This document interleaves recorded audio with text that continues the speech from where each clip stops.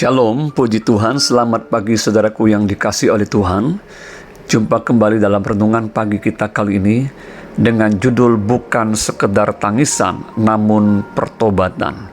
Terambil dari kitab Lukas 23 ayat 28 yang berbunyi demikian. Yesus berpaling kepada mereka dan berkata, "Hai putri-putri Yerusalem, janganlah kamu menangisi aku, melainkan tangisilah dirimu sendiri dan anak-anakmu."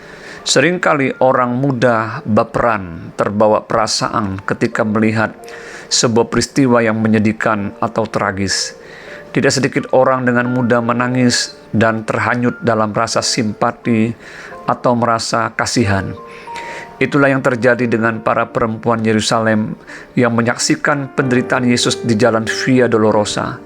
Saat itu Yesus harus memikul salib yang kasar dan seluruh tubuhnya penuh dengan luka-luka karena penyiksaan yang dialaminya. Namun reaksi Yesus terhadap para perempuan Yerusalem itu sangat tidak terduga. Justru dia mengingatkan kepada mereka bahwa mereka tidak perlu menangisi dirinya. Yang perlu mereka tangisi adalah diri mereka sendiri dan anak-anak mereka.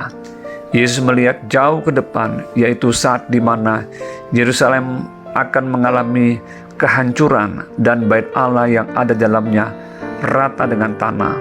Disinilah Yesus mengingatkan bahwa mereka semua harus bertobat, bukan sekedar menangis karena beperan. Penderitaan Yesus Kristus dengan mengorbankan dirinya mati di atas kayu salib merupakan sebuah peristiwa yang terjadi sebagai perwujudan kasih Allah kepada manusia yang berdosa. Yesus Kristus menanggung siksaan dan penderitaan supaya setiap orang yang percaya kepadanya beroleh pengampunan dan keselamatan. Berikut ini ada beberapa pelajaran penting yang dapat kita peroleh dari perkataan Yesus kepada para perempuan Yerusalem tersebut, yaitu: pertama, pengorbanan dan penderitaan Yesus di kayu salib tidak menuntut sekedar simpati atau perasaan sedih serta ekspresi tangisan. Yang Yesus inginkan adalah setiap orang harus mengalami pertobatan yang sejati. Setiap orang biarlah menangisi dirinya dan orang lain yang berdosa dan mau sungguh-sungguh berbalik kepada Tuhan, meninggalkan dosa dan cara hidup yang lama yang sia-sia. Bila tidak, maka kebinasaan kekal akan menjadi sebuah kengerian yang akan dialami oleh setiap orang yang menolak kasih dan pengampunan Allah.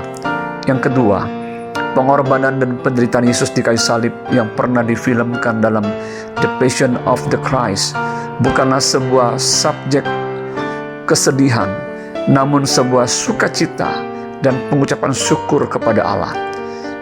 Oleh karena hikmat-Nya, Yesus Kristus rela menderita demi menyelamatkan manusia yang berdosa. Oleh sebab itu, Injil dan salib Kristus haruslah menjadi kabar baik dan berita sukacita tentang keselamatan di dalam Dia.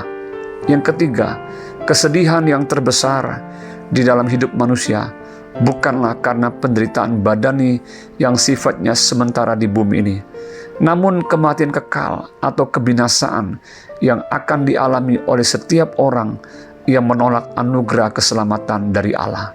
Saat ini, kita mungkin seringkali berperan melihat tragedi pandemi COVID-19, bencana alam, serta kecelakaan yang menelan begitu banyak jiwa. Namun melalui firman Tuhan hari ini, kita diingatkan apakah kita sudah sungguh-sungguh bertobat di dalam hidup kita. Tuhan tidak tertarik dengan sekedar perasaan sedih dan ekspresi tangisan.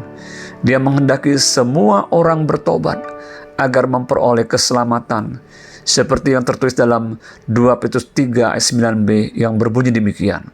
Tetapi Ia sabar terhadap kamu, karena Ia menghendaki supaya jangan ada yang binasa, melainkan supaya semua orang berbalik dan bertobat.